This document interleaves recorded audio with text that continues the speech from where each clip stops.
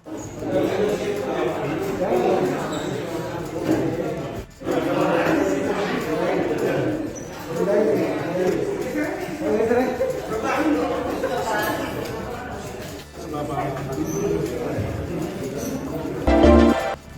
Zubir ajak masyarakat mengadu, laporkan pelaku mafia tanah.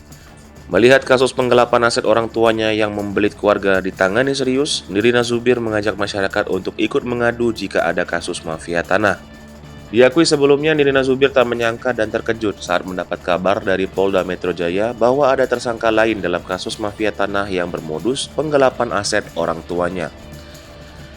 Kasus mafia tanah keluarga Nirina Zubir rupanya terus dikembangkan saat sang artis fokus mengawal kasus mafia tanah yang menggelapkan aset orang tuanya dengan terdakwa Riri Kasmita di Pengadilan Negeri Jakarta Barat. Melihat kerja polisi yang baik, Nirina mengajak para korban mafia tanah untuk berani berbicara atas kejadian serupa yang dirasakan masyarakat lainnya.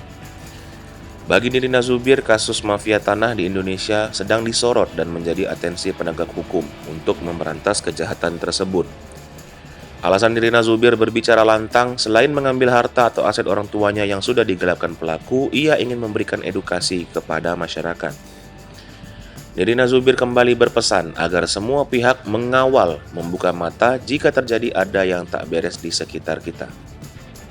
Diberitakan sebelumnya, setelah menetapkan 5 orang tersangka yang dialami Nirina Zubir, Polda Metro Jaya menangkap 3 pelaku lainnya.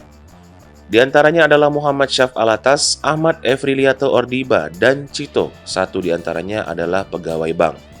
Diketahui kasus mafia tanah yang menjerat keluarga Nirina Zubir pada November 2021 lalu sedang menjalani proses peradilan di Pengadilan Negeri Jakarta Barat. Hai pemirsa Sri Popo TV, jangan lupa komen, like, dan subscribe, serta tonton